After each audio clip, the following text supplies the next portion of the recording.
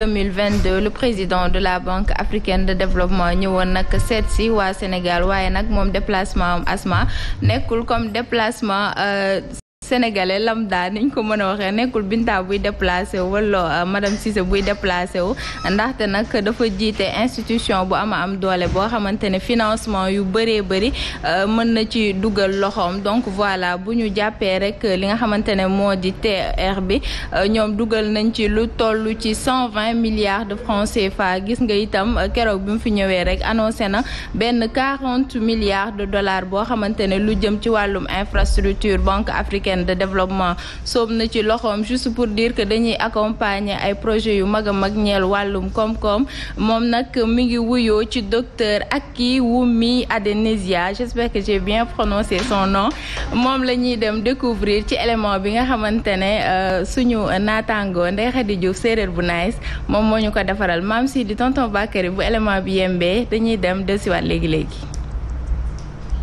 njiital groupe banque africaine de développement daal dina daje ci àjjuma ji fii ci ndakaaru ak ñi nga xamante ne ni ñoom ñooy yëngu ci secteur privé bi fii ci Sénégal loolee lépp nag ci teewaayu jëwriñ ji ñu dénk wàllub économie plan ak coopération di Amadou Hott ñu mën a fàttali ne ci fukki at yi ñu weesu banque africaine de développement jot naa dugal ci réewu Sénégal lu toll ci ñeent fukki milliards dollars ci wàllu infrastructure ki nga xamante ne ni moom moo ko jiite di docteur Akiwumi Adesina moo ko xamle mu gis ni nag jot na ñu gën a yaatal jëmale ci secteur privé bi rawatina ci domaine yu mel ni taxawal ay infrastructure ci xalaatu banque africaine de développement secteur privé rek moom moo mën a créer ay richesse ci fàttali itamit banque africaine de développement dina financer secteur pharmaceutique ci dendu Afrique koppar gëmu cay dugal dina toll ci 3 milliards ci wàllu dollar.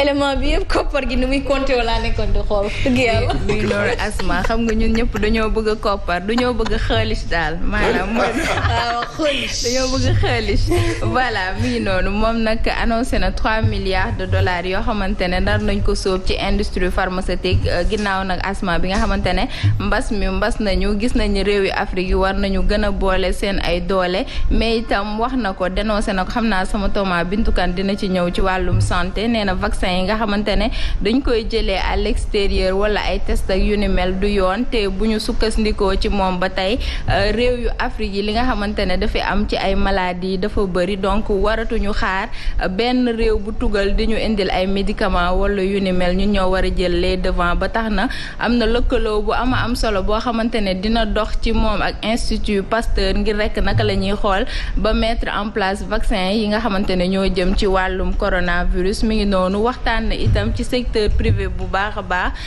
xamal leen ni waruñu des ginnaaw ci li nga xamante ne moo di wàllum koom-koom ndax nag secteur privé bu nekk war nga gën a sóob sa loxo ci li nga xamante ne moo di sa développement réew dem sax ba naan marché yu bëri war nañ ko jox secteur privé bi war a nag bañ a jéggaani di woo yeneen entreprise étrangère yi nga xamante ne dañuy ñëw Afrique tonni suñu xaalis mëq ko daal di koy yóbbaale mu nekk benn discours bu cohérent boo xamante ne Asma buñ ko déggee xel dina dal ci koo xamante ne jamono ji kenn mënul dem sans la BAD parce que nag financement yi nga gis yu bëree bëri ci réewu Afrique yi ñoom ñooy nekk ci ginnaaw alors buñ jógee ci loolu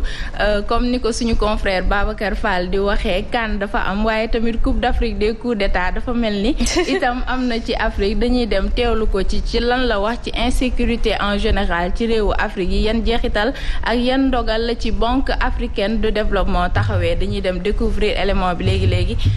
sur le plateau. Vous m'avez demandé une question de coup d'État. Moi, je suis président de la banque. Je ne suis pas militaire. Mais je dois vous dire quelque chose, c'est qu'il y a une inquiétude quand même de la situation de insécurité en Afrique en général. Beaucoup de pays dépensent beaucoup de l'argent sur la sécurité, qui fait le déplacement, substitution des ressources qu'on devrait utiliser pour l'éducation, l'assainissement, l'infrastructure. Donc ça devient un problème. C'est la raison pour laquelle la Banque africaine de développement est en train maintenant de développer ce que nous appelons une obligation indexé sur la sécurité. Ça veut dire les obligations qui seront issues, qui nous permettent de mobiliser les ressources à travers le marché financier global pour aider le pays qui fait face à l'insécurité pour faire 4 choses. D'abord, renforcer la capacité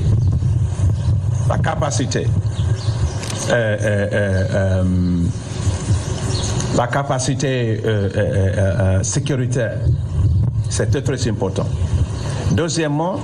de pouvoir renforcer, refaire les infrastructures qui ont été détruites par l'insécurité. Troisièmement, pour reconstruire l'infrastructure sociale, l'éducation, l'école, l'eau et l'assainissement, parce que si vous ne maîtrisez pas ça, vous perdez le capital social des populations qui ont affecté. Et enfin, pour pouvoir protéger des zones dans lesquelles les pays africains ont les investissements stratégiques. Il faut les protéger. Donc, c'est ce qu'on est en train de développer pour aider le pays. Aïcha Mame Sidi Diop, merci beaucoup en tout cas. C'est très clair, coup d'État économiquement parlant daf ñuy affaiblir. mi ngi noonu Asma baaxul ci dara je pense que semaine bi weesu rek indi woon nañ ko ne baaxul nag ci benn réew moom itamit ci loolu la ñëw ne insécurité bi nga xamante ne commencé na di am ci réewu Afrique yi mi ngi leen di inquiété bu baax a baax ndax xaalis bi ñuy jël dugal ko ci kaaraange mënoon na dem ci njàng mi dem ci ndox wala dem ci assainissement ak leneen léegi nag xaalis boobu yëpp nag ñu nar ko jël di ko dugal ci li nga xamante ne moo di kaaraange pertement bu metti la waaye ñoom itam am na ay décision yu mag a mag yoo xamante ne namm nañ ko amal lu mel ni dimbali dëkk yi ñu renforcer kaaraange gi waaye itam fexe ba nga xamante ne fépp fu coup d'état am bu amee ay yoon yu yàqu wala yeneen ci ay dégâts ñu mën a defaraat yoon yi bu ko defee mobilité bi baax ci wàllum koom-koom waaye itam dinañ fexe ba lépp li nga xamante ne école la wala leneen ak leneen dinañu fexe di ko tabax ba nga xamante ne dinañ investir sur le capital humain xam nga nag Asma investir sur le capital humain dafa am solo parce que nag boo nekkee di tabax ay pont di tabax ay yoon te tabaxoo nit ñi xooloo seen nekkin dafay am ay jeexital yu bon a bon ci wàllum koom-koom alors nee na itam dinañu protéger zone yi nga xamante ne tey ji investissement africain yi dafa bëri maanaam fépp fu nit investir alalam dinañ fexe ba kaaraange gi bëri maanaam bu ñuy toj kenn du ko mën toj wala bu ñu koy yàqate Asma kenn du ko mën a yàqate lii daal mooy décision yi nga xamante ne Banque africaine de développement jël na ko en attendant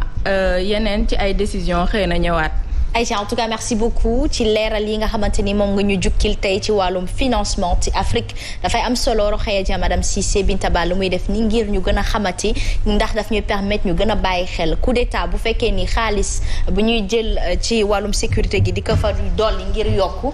nguur gi ñi koy jiite ci réewum Afrique yi ni ñu bàyyi xel ni loolu tamit c'est justement vider les poches de l'Afrique et de leur propre pays bu ko defee ñu fexe ba méngoo rek ak li askan wi bëgg te bu dem jotee nañ dem. C'est la meilleure façon d'arrêter les coups d'état parce que nag nit du nekk di si mandaam di def li ko war ànd ak askanam jubboog askanam ba noppi ñu koy coup d'état bu boobaa askan gi ci boppam mooy gën défendre ko du dëgg kon nag à un moment donné il va falloir que remettre à César ce qui est à César. Coach Moussa avant ñuy ñëw ci ki nga xamante ni moom moo di Rokhaya Dia madame Cissé ndax li mu indi tamit am solo dañuy dem ci anniversaire ki nga xamante ni moom moo di Fatou Leye